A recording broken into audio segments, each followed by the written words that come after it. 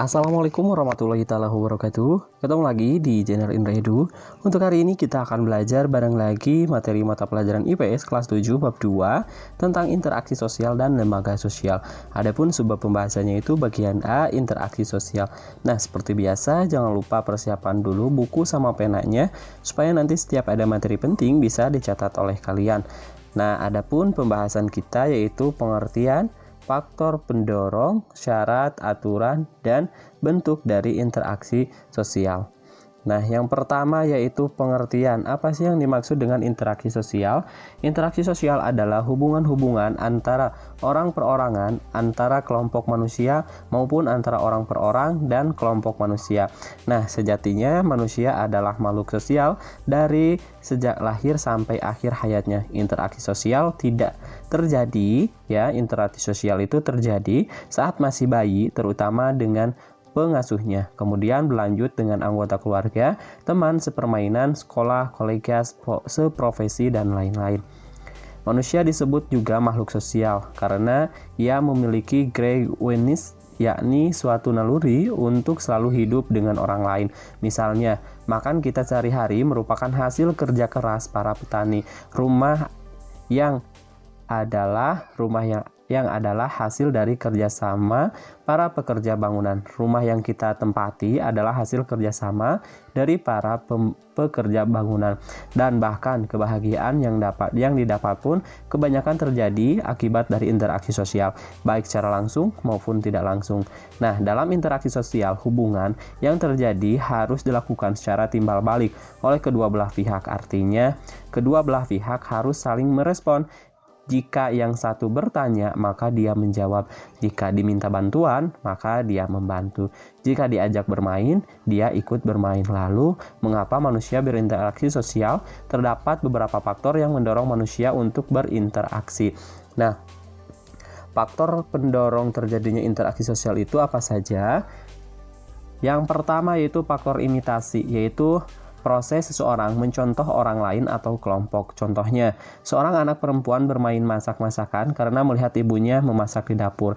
Yang kedua yaitu faktor sugesti, merupakan pengaruh yang dapat menggerakkan hati seseorang. Misalnya, seorang pasien yang akan berobat ke dokter, pasien tersebut akan cepat mengalami penyembuhan yang salah satunya disebabkan adanya rasa sugesti dari para dokter tersebut yakin terhadap profesinya.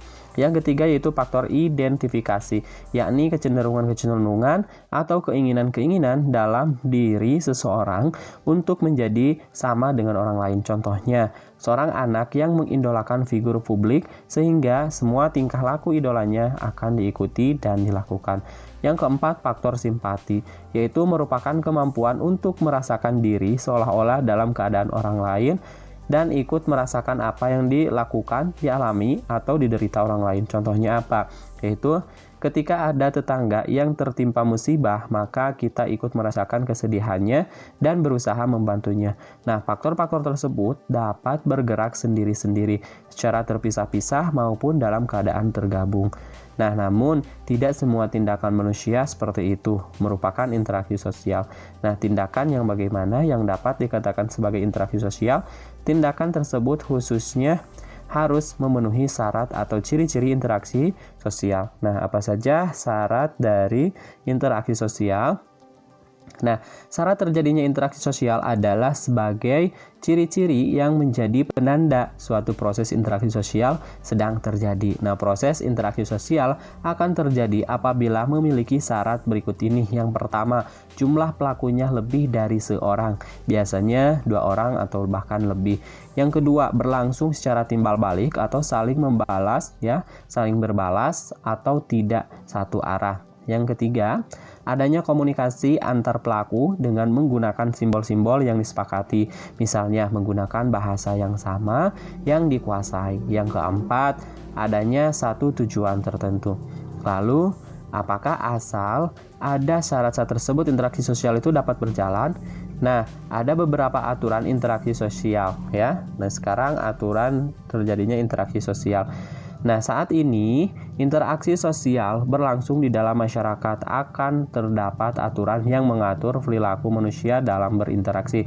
Aturan-aturan tersebut meliputi beberapa hal. Yang pertama, aturan mengenai ruang, yakni aturan di mana terjadinya interaksi sosial tersebut. Misalnya, interaksi yang terjadi di rumah antara orang tua dengan anak, anak dengan anak, interaksi di sekolah antar teman dengan teman, siswa dengan kepala sekolah, guru, dan karyawan, interaksi di masyarakat antara teman sebaya dan dengan orang yang lebih tua. Yang kedua, aturan mengenai waktu, aturan mengenai kapan interaksi sosial itu terjadi, misalnya interaksi sosial dulu dan sekarang. Yang ketiga, aturan mengenai gerak dan sikap tubuh. Dalam interaksi sosial, orang lain membaca perilaku kita selain kata-kata kita, karena dalam interaksi tidak hanya memperhatikan apa yang dikatakan orang lain, tetapi juga apa yang dilakukannya. Nah, dengan menggunakan gerak dan sikap tubuh seperti memicingkan mata, mengangkat bahu, menganggukkan kepala, mengacungkan ibu jari, mengangkat bahu, dan sebagainya. Yang selanjutnya yaitu bagaimana sih bentuk-bentuk terjadinya interaksi sosial. Nah, interaksi sosial dapat terjadi dimanapun dan kapanpun, serta dilakukan oleh siapapun tanpa mengenal usia, status sosial, dan pendidikan. Tentunya selama pelaku interaksi saling memenuhi kriteria, faktor, dan aturannya masing-masing, interaksi sosial yang dilakukan juga bentuknya beraneka ragam. Nah, ada beberapa bentuk interaksi sosial dalam kehidupan masyarakat yang secara umum terbagi menjadi dua proses, yakni proses asosiatif dan proses disosiatif. Nah, berikut adalah pemaparannya. Perbedaan antara proses sosial yang asosiatif dengan proses sosial yang disosiatif terletak pada pandangan orang-orang dari interaksi itu sendiri. Nah, ketika pandangan pelaku interaksi sama atau setuju, maka proses sosial tersebut disebut asosiatif. Sebaliknya, jika mengalami konflik atau ketidaksamaan pandangan, maka proses sosial tersebut disebut disosiatif. Nah, proses sosial asosiatif yang pertama yaitu kerjasama, akomodasi, dan asimilasi. Nah, kerjasama adalah suatu usaha bersama antara orang perorangan atau kelompok masyarakat untuk mencapai suatu atau beberapa tujuan secara bersama-sama. Bentuk kerjasama ini dalam masyarakat Indonesia dikenal dengan istilah gotong royong. Nah, dalam pelaksanaannya terdapat 5 bentuk kerjasama, yaitu kerukunan, bergaining, kooptasi, koalisi, dan joint venture. Contoh kerjasama meliputi kerjasama di masyarakat sekitar antara sesama teman bermain, teman sekolah, teman sekantor, dan sebagainya. Yang kedua, akomodasi. Akomodasi adalah usaha-usaha manusia untuk meredakan suatu pertentangan, yaitu usaha-usaha untuk mencapai stabilan. Proses akomodasi merupakan suatu cara untuk menyelesaikan pertentangan tanpa menghancurkan pihak lawan sehingga lawan tidak kehilangan kepribadiannya. Contohnya, penyelesaian PHK karyawan, penyelesaian yang bersangkutan melalui pihak ketiga, mediasi, toleransi kehidupan beragama, toleransi pengadilan, dan sebagainya. Yang ketiga, asimilasi. Asimilasi merupakan cara-cara bersikap dan bertingkah laku dalam menghadapi perbedaan untuk mencapai kesatuan dalam pikiran dan tindakan. Contohnya adalah orang-orang yang berasal dari Tiongkok menetap dan tinggal di Indonesia. Pada akhirnya mereka bisa berbahasa Indonesia dengan sangat fasih, namun dialek yang mereka biasa pakai untuk berkomunikasi sudah tidak asli lagi karena sudah tercampur dengan bahasa Indonesia. Nah, dalam hal makanan, misalnya bakso adalah makanan yang dibawa oleh orang Tiongkok, namun lama-kelamaan diakui sebagai makanan orang Indonesia yang memiliki keunikan tersendiri pula jika dibandingkan dengan daerah asalnya. Yang selanjutnya yaitu proses disosiatif.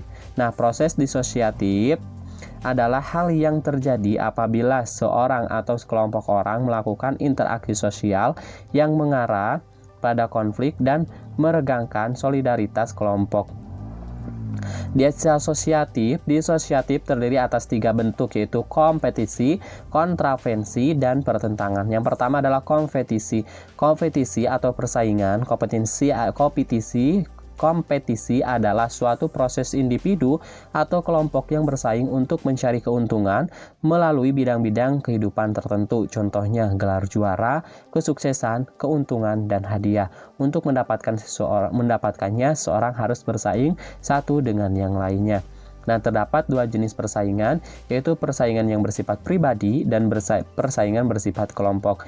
Nah, persaingan bersifat pribadi atau kompetisi pribadi melibatkan satu individu dengan individu lain yang secara langsung bersaing untuk mendapatkan sesuatu, seperti persaingan antara dua calon ketua OSIS, persaingan tunggal, putra-putri, kejuaraan bulu tangkis, dan sebagainya. Sedangkan kompetisi kelompok merupakan persaingan yang melibatkan berbagai pihak secara berkelompok seperti pertandingan sepak bola, basket, pertandingan voli, dan sebagainya.